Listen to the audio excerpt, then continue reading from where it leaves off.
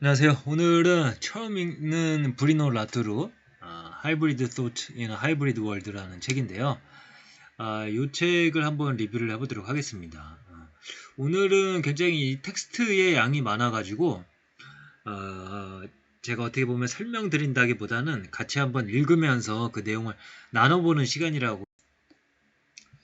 그래서 이제 2장에서는 이제 과학 인류학에서 이제 시작을 하거든요.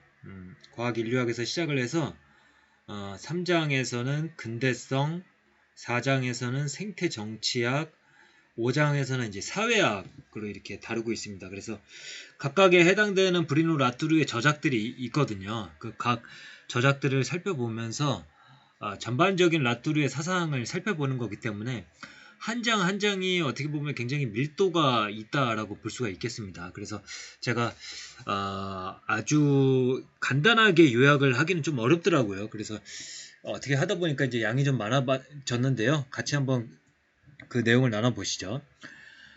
일단 과학인류학과 관련해서는 뒤에 나오는 내용을 제가 앞으로 좀 땡겼습니다. 이 내용이 좀 중요할 것 같습니다. 아프리카 학생들이 프랑스 기술자들이 정한 목표에 미치지 못하는 이유를 실천적, 물질적 환경으로 충분히 설명할 수 있다. 그래서 이걸 마치 과학적 사고와 정과학적 사고의 차이다. 뭐 이렇게 이야기할 수는 없다는 거죠. 단단한 사실, 효과적인 기계, 강력한 이론은 인식론적 탁월함 때문이 아니라 단순히 광범위한 이종적 연결망, 전략적 번역 과정, 실험실과 계산센터의 구성 때문에 가능한 것이었다. 따라서 서구 세계와 나머지 세계 사이에 거대한 차이가 있다는 것은 사실이지만 그 차이는 서구 세계가 더 길고 광범위한 행위자 연결망을 구성했다는 것 뿐이다. 과학과 기술의 비밀은 어떤 높은 형태의 합리성이나 과학 천재로 하여금 마치 마술처럼 눈 깜짝할 사이에 보편적 사실의 존재를 발견하게 하는 특이한 형태의 개념적 도약에 있는 것이 아니다. 그러니까 어떤 천재들이 어떤 과학적, 기술적 발명을 해내는 게 아니라는 거죠.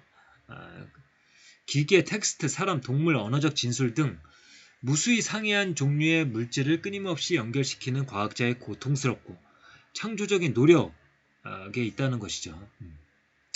그래서 이 과학과 기술의 본성과 그것이 세계에 미치는 거대한 영향을 제대로 이해하려면 인류학적 접근이 필수적이다.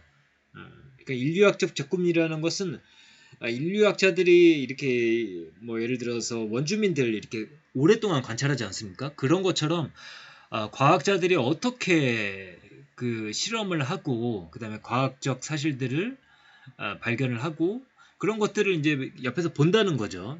그래서 실험실의 과학자와 엔지니어를 따라 작업실 안으로 들어가서 어떻게 그들이 실제적인 실천 속에서 특정한 형태의 질서화 또는 연결망을 구성하고 분포시키는지를 들여다봐야 한다.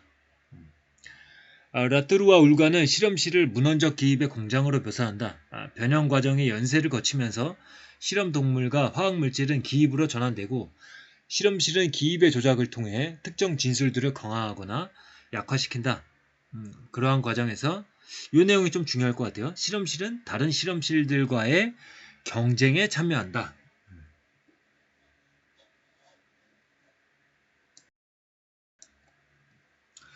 과학적 사실이 일종의 구성된 질서이고 그 구성 과정이 실험실 내부에서 그리고 실험실들 사이에서 이루어지는 것이라면 이제 남은 문제는 사실들이 어떻게 전 세계에 널리 전파되는가 하는 것이다.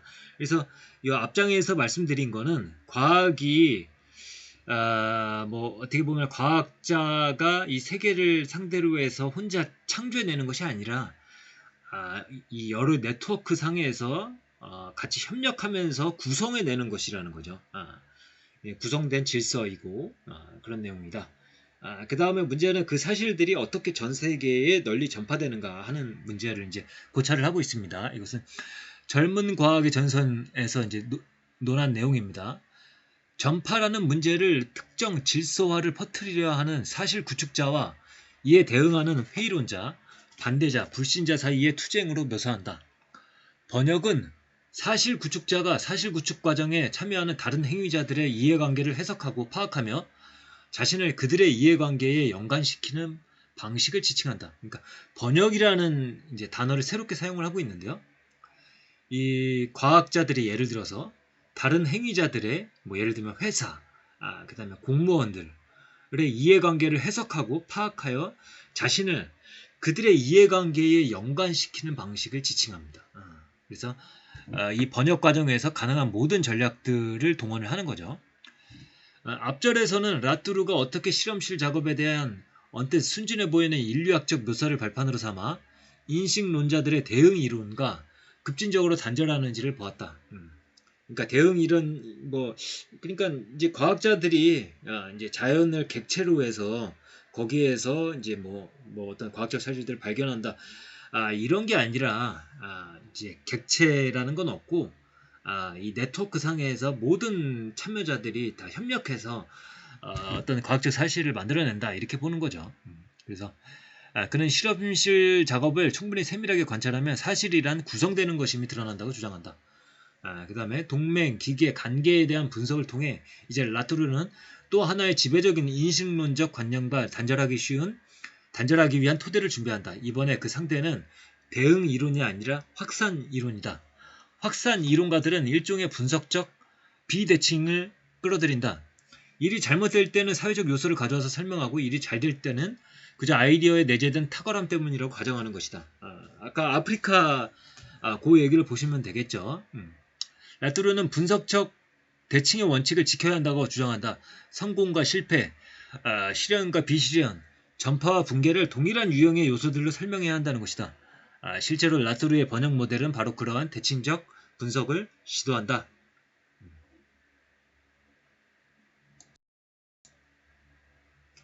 라투르는 반인식론적 기획을 일관되게 추구한다. 외부적이고 미리 주어진 어떤 것으로서 자연이라는 관념과 내재적인 힘을 가진 아이디어라는 관념에 도전하고 이는 구성과 번역 과정에 대한 상세한 분석으로 대체된다. 그래서 프랑스의 파스테르와에서 라투르는 파스테르에 대한 방대한 분석을 제시한다. 파스테르의 업적에 대해서는 위인전기 같은 내러티브가 지배적이다. 라투르는 그런 확산론적 설명에 비판적이다. 대신 그는 파스테르의 지난한 동맹 형성 과정에 초점을 맞춘다. 파스테르와 그의 조수들이 중심적인 역할을 담당한 것은 사실이지만 그들이 성과를 거둘 수 있었던 것은 동원되고 설득된 일련의 공동행위자들이 연결망의 확장에 기여한 덕분이다. 누구든 그 지점에서 가장 많은 수의 규율 있고 충성스러운 동맹자들을 끌어모으는 측이 승리한다. 라투르는 지식을 대화라기보다는 물질적 기호적 투쟁으로 묘사하며 어떤 담화가 승리하는지를 결정함에 있어서 비인간적 요소들이 담당하는 중요한 역할을 강조한다. 그래서 뭐 인간이 위에서 아래로 모든 사물들을 보는 게 아니라 이제 인간은 내려와지고 이제 사물들, 이 세상은 다시 올려져서 동일한 궤도에서 이제 네트워크를 형성하는 식으로 이제 보는 거죠. 라투르는 과학적 실제론자도 탈근대주의자도 사회 구성주의자도 아니다. 과학 인류학자로서 라투르의 입장을 가장 잘 묘사할 수 있는 용어는 아직까지 구성주의일 것 같다. 백신은 파스테르라는 개인이 아니라 파스테르라는 연결망 때문에 실현된 것이다. ANT는 행위소에 대한 이처럼 의도적으로 열린 접근법을 확정함으로써 이른바 일반화된 대칭의 원칙을 제시한다. 분석가는 기획의 결과를 내부의 특정한 관계 속에서 설명해야 하며 외부 요소를 동원한 설명은 배제해야 한다. 그 다음에 이제 3장으로 가겠습니다. 3장에서는 이제 근대성에 대해서 설명을 하고 있습니다. 근대성이 1600년대에 확립되기 시작한 자연과 사회의 분리에서 유래한다고 주장한다. 라투르의 기획은 모든 해악의 뿌리, 곧 스스로를 근대인이라고 여기는 우리의 뿌리 깊은 잘못된 믿음에 대한 철학적 조명을 통해 근대적 문화의 현재적 문제점들을 검토하고자 하는 것이다. 그래서 이렇게 이야기를 합니다. 우리는 결코 근대인이었던 적이 없다. 근대인들을 특정 짓는 것은 무엇인가? 이 질문에 답하기 위해 라투르는 하나의 은유를 도입하고 이것을 책 전체에 사용한다. 근대적 사고와 행동의 규칙을 확립하는 일종의 헌법. 근대 헌법은 정치에 관한 것만은 아니다. 그것은 자연, 과학, 종교 그리고 그 이상의 것들에 대한 우리의 일반적인 관점을 규정한다. 근대성의 근저에 있는 헌법을 들여다보려면 어디로 향해야 하는가? 라투르는 프랑스 신문을 샅샅이 읽는 데서 시작합니다. 지면을 훑어나가던 그에게 문득 기사 하나하나가 복잡하게 얽힌 사건들의 놀라운 관계망을 드러내고 있다는 생각이 든다. 예를 들어 오전층 구멍에 대한 기사에서 독자는 처음에 대기 화학자들과 그들의 극지방 대기 측정에 관한 이야기를 읽는다. 이어서 대규모 다국적 기업 경영진들이 내린 결정에 관한 소식이 나온다. 화학자들이 나오고 그 다음에 기업 경영진들이 나왔죠. 그 다음에 공장들이 생산 공정을 바꾸려 한다는 이야기와 화학물질, 냉장고, 가스 유형, 소비 패턴에 관련된 내용이 이어진다. 조금 더 읽어 내려가면 국가 지도자들의 논의, 국제협약, 미래세대의 권리, 환경운동 시위에 관한 소식이 전개된다. 한편의 신문기사에서 화학적 반응과 정치적 반응이 한데 섞인다. 극히 난해한 과학과 추악한 정치, 가장 멀리 떨어진 하늘과 리옹 외곽지역의 공장, 지구적 규모의 위험과 임박한 지방선거 또는 다음 이사회 모임의 하나의 가닥으로 연결된다. 라뚜르는 이런 기사들에서 놀라운 역설을 발견한다. 한편으로 모든 종류의 요소들과 항위자들을 한데 엮는 동시대 이슈들이 이어지고 있다. 그러한 상호 연결된 혹은 하이브리드적인 현상의 예로 라뚜르는 에이즈, 컴퓨터칩, 냉동배아, 아마존 산불을 들고 있다. 다른 한편으로 우리는 세계를 완전히 상이한 방식들로 범죄화하는 잘 확립된 전통을 가지고 있다. 즉 우리는 지식과 이해관계, 정의와 권력, 사회적인 것과 자연적인 것을 구분해야 한다고 생각하는 경향이 있다. 그러니까 이게 근대 헌법이라는 거죠. 근대 헌법은 자연적인 것과 사회적인 것 이런 것들을 다 분리하려고 하죠. 근데 이제 라뚜르가 이야기하는 것은 그런 것들은 사실은 하이브리드다. 상호 연결되어 있는데 자꾸 이제 근대 헌법이 우리가 그렇게 보도록 강요를 한다는 거죠. 현실상에서는 그렇게 분리돼서 돌아가지 않는다라고 이야기를 하고 있는 겁니다. 그런 의미에서 우리는 이제 근대인이었던 적이 없다라고 이야기를 하고 있는 것이죠. 그래서 이 책을 읽으신 분들은 같이 뭐 이렇게 읽으시면서 이해가 가시겠지만 읽지 않으신 분들은 그냥 계속 네트워크 이제 인간이 이 사물들을 저 멀리서 혼자 보고 내려다보는 그런 그림이 아니라 네트워크 상에서 사물들과 연결되어 있는 그런 네트워크를 계속 머릿속에 기억하시면 됩니다. 그래서 정화 작업, 자연과 문화를 두 개의 독자적인 존재론적 영역으로 분리하려는 지속적인 노력, 번역 작업, 자연과 문화의 하이브리드를 만들어내는 실천. 라뚜르가 주장하는 것은 근대인의 비밀이 정화와 번역 간의 일종의 시너지 또는 상호 강화에 있다는 것이다. 한편에는 정화된 존재론적 영역들이 있고 다른 한편에는 이 영역들을 통합하는 하이브리드의 생산이 있다. 실험실은 자연을 발견할 뿐이고 사회는 실험실 바깥에서만 발견되는 것이라는 주장과 어울리지 않는다. 그런 쪽은 아니죠. 라뚜르는. 과학에 대한 구성주의적 묘사는 자연과 사회를 갈수록 더 명확히 분리하는 것이 진보를 위한 처방이라는 근대인들의 굳건한 믿음을 위협하게 된다. 오늘날 우리는 냉동 배아, 전문가 시스템, 디지털 기기, 센서 장착 로봇, 이종교배 옥수수, 데이터 은행, 향정신성 의약품 등등 그야말로 본격적인 침투의 한복판에 놓여 있다.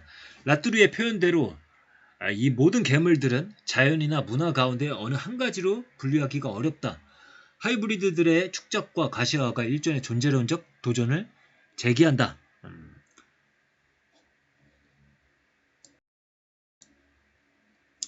그 다음에 이제 옆에 그림을 보시면서 이걸 보시면 되겠습니다. 도표의 꼭대기에는 자연의 극에서 주체, 사회의 극, 뭐 자연과 사회의 극으로 이어지는 수평축이 있는 거죠. 이는 근대 헌법이 확립하고자 하는 정화된 이분법을 가리킨다. 그러니까 근대인들이 이렇게 보고자 했다는 거죠. 근데 사실은 도표의 중앙에는 존재에서 본질로 올라가는 수직축이 하나 더 있죠. 그래서 안정적일수록 본질 극에 가까워진다. 그래서 존재에서 본질에 더 가까워진다.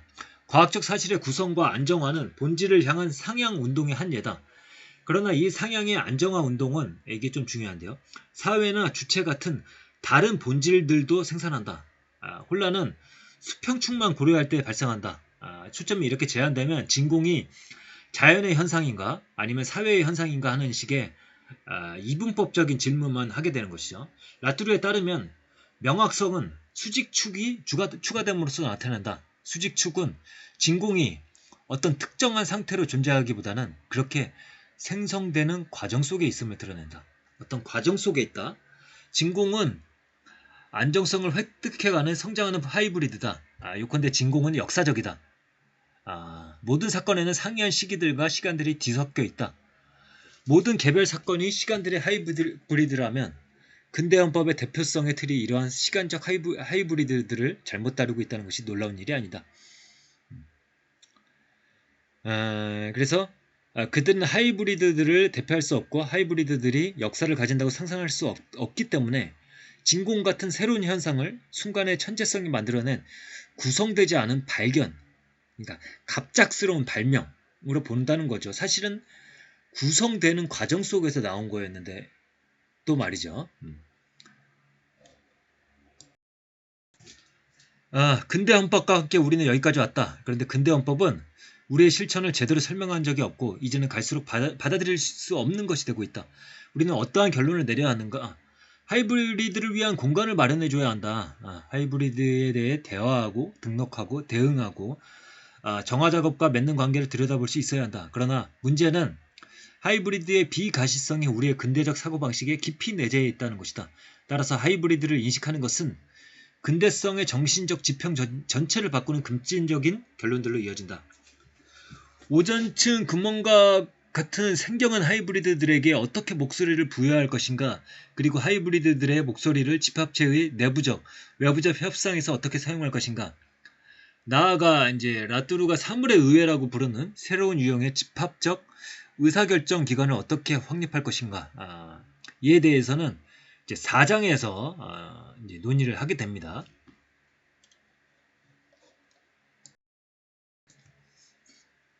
(4장이) 이제 정치 생태학 내용입니다. 라뚜르는 근대화하느냐 생태화하느냐 그것이 문제로다 이렇게 표현을 했습니다. 생태 위협을 현대 세계를 결정적으로 정의하는 요소로 생각하고 있습니다. 실제로 환경 위협은 자연과 문화의 경계를 뛰어넘는 하이브리드의 전형입니다. 하이브리드다, 생태 위협. 생태 문제를 둘러싼 수많은 논쟁의 모든 측면에는 과학이 깊숙이 개입되기 마련이다. 따라서 환경 위험은 라뚜르의 비근대적 정치 사유에 대한 중요한 리트머스 시험이라 할 수 있다. 생태 위기로 인해 가시화되고 있는 새로운 자연, 문화, 하이브리드들이 폭발적으로 증가하면서 인간의 대변자와 비인간의 대변자 간의 그러한 구분은 갈수록 지탱하기 어려워지고 있다. 근대 헌법은 분리된 자연의 방과 사회의 방을 둔다. 라뚜르는 이 두 개의 방 대신 자연-사회 하이브리드들이 하나의 동일한 집합적, 실험적, 민주적 과정으로서 다루어지는 이른바 사물의 의회를 주창한다. 사물의 의회를 형성하는 데 있어서 주요한 과제는 과학과 정치 양자의 강점과 특이성을 동시에 존중하는 방식으로 이러한 집합적인 실험적 과정을 조작할 수 있는 방법을 찾는 것이다. 라뚜르는 과학적 활동과 정치적 활동을 똑같이 존중한다. 사물의 의회와 사물의 정치는 다름 아닌 사물을 정치적 토론과 갈등, 타협의 중심에 놓는 것이다. 그래서 이제 가장 작은 미생물이 가장 거대한 기업보다 더 중요한 것으로 밝혀질 수도 있는 것입니다. 무엇이 본질적이고 어느 가치가 우선해야 하며 어떻게 우리가 공존할 수 있는지를 어느 누구도 확실하게 결정할 수 없다. 바로 이러한 전체 상황이 생태적이라는 것이 의미하는 바다. 코끼리, 식물, 사자, 곡물, 대양, 오존, 플랑크톤이 없다면 인간이 대체 무엇이겠는가? 그 다음에 이제 하천에 대한 이야기를 한번 보시죠. 대부분의 지역 정책 위반자들은 그런 식의 하천 관리에 매우 비판적이다. 비용이 많이 들었을 뿐만 아니라 더 중요하게는 강을 충분히 겸허하게 대하지 않았기 때문이다. 그 결과 토양 침식, 수생물 다양성 상실, 농업 폐수로 인한 질소의 정화 등의 형태로 강이 복수에 나섰다. 이제 낚시 애호가, 조류 관찰자, 자연보존 단체들이 하천 복원을 추진하고 그럼으로써 물 가치가 가진 특성을 한층 더 존중하려 한다. 우리는 과거에 근대화했던 곳에서 이제 생태화해야 한다. 이제 여기가 좀 중요한 이야기인데요. 순수한 인간적 목적을 위해 강의 흐름을 방해했던 곳에서 이제 물 자체의 목적성을 더욱 존중해야 한다. 그래서 이제 네트워크 상에 이제 하천이 있는 거죠. 그래서 물과 하천의 이야기를 들어봐야 된다는 거죠. 우리의 현대 세계에서는 코스모스가 다시 한번 정치의 장소가 된다. 인간, 동물, 식물, 나아가 신들을 위한 좋은 공동세계를 점진적으로 질서화한다는 의미에서 그러하다. 이와 같은 코스모스에서는 어떤 것도 공동의 삶을 조직하는 데서 미리 배제될 수 없다. 그래서 이들에게 대변자들이 주어져야 한다.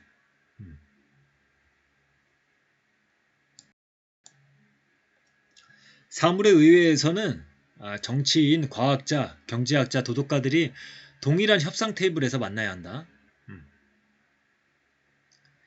환경운동이라는 정치 유형은 불확실성과 예측 불가능성, 사물들 간의 상호 연결을 중요시하며 따라서 생태 위험을 다룸에 있어 집합적인 실험과 사전 예방의 필요성을 강조한다.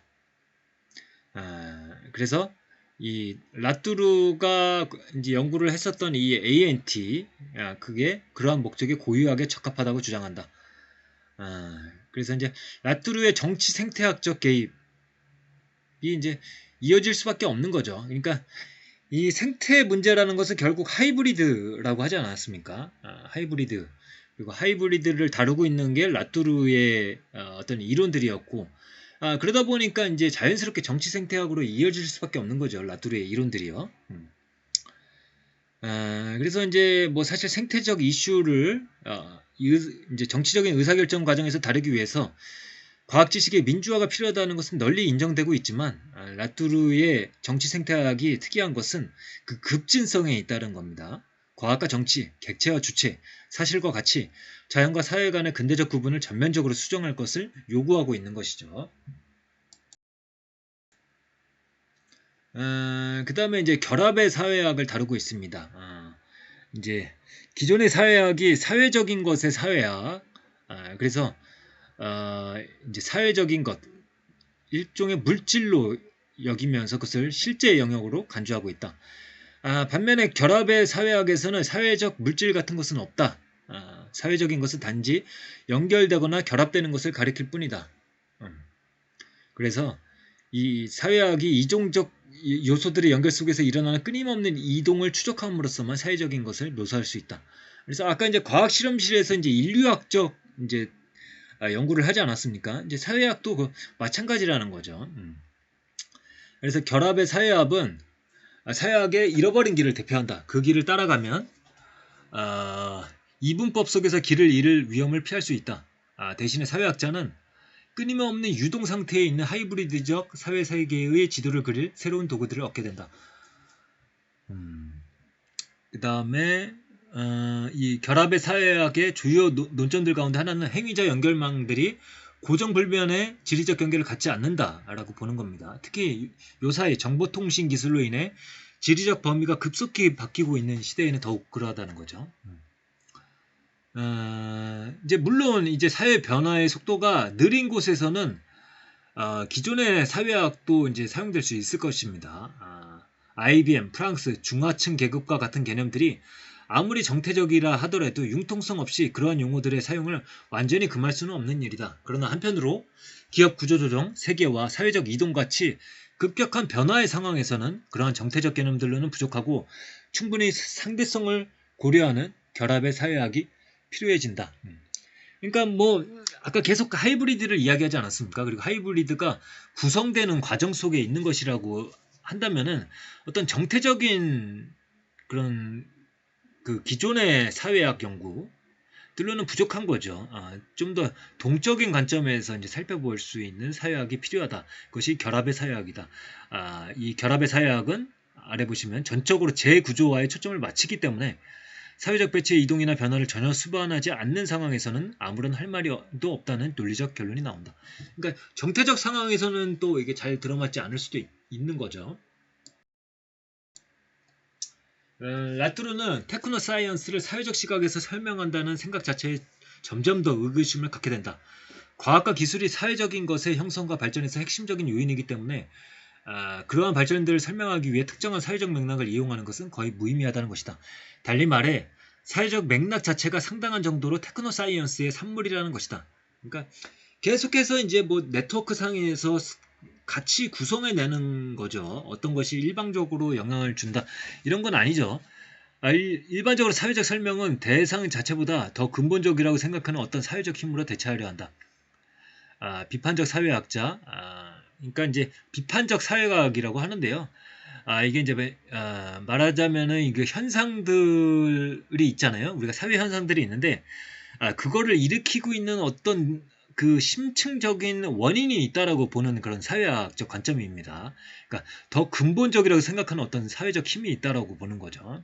특히 이제 마르크스 계열의 사회학자들이 이런 경향이 있죠. 그래서 그러한 접근법은 연구 대상과 그 전통적 대변자 모두를 보다 실제적이고 근본적인 것으로 간주되는 무언가로 사실상 대체해버린다.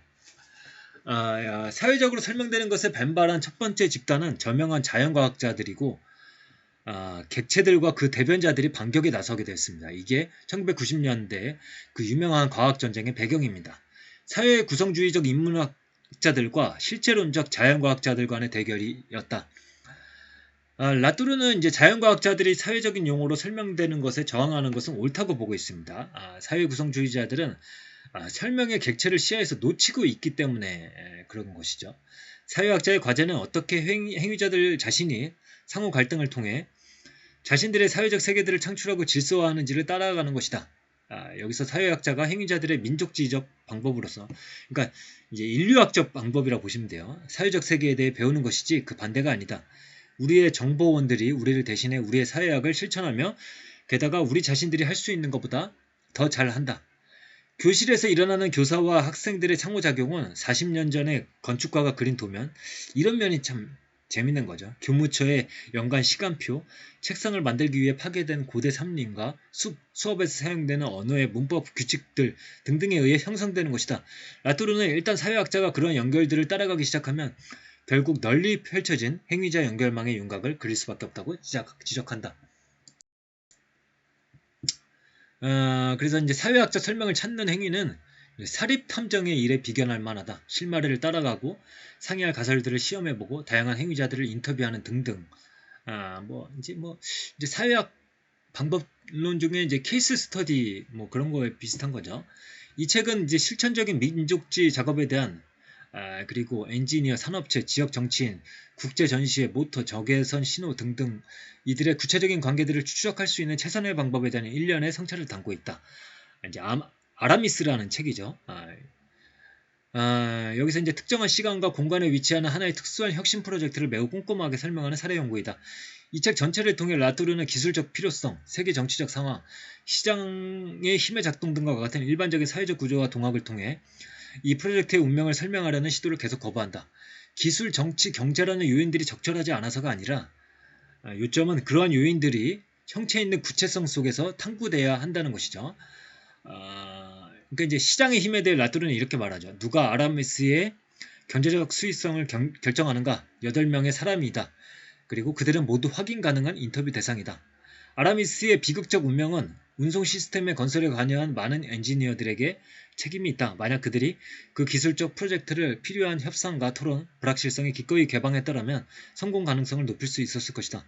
만약 그들이 그 기술을 조금만 더 사랑했더라면 그것이 얼마나 취약한지, 정치적, 경제적 행위자들의 세계와의 광범위한 외적 관계들에 얼마나 많이 의존하는지를 깨달았을 것이다.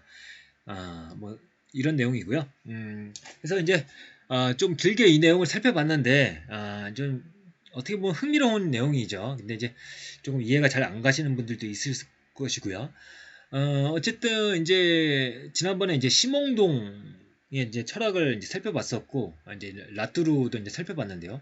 심홍동과 라뚜르는 어떻게 보면은 좀 맥이 닿아 있다고도 볼 수가 있을 것 같아요. 그래서 그것을 연속해서 같이 보시면 되겠고요. 그 다음에 또 이제 이 네트워크 과학에 대해서도 이제 살펴보지 않았습니까? 이제 바라바시의 책이었죠. 그건 이제 과학자적 입장에서 네트워크를 연구하는 것인데요.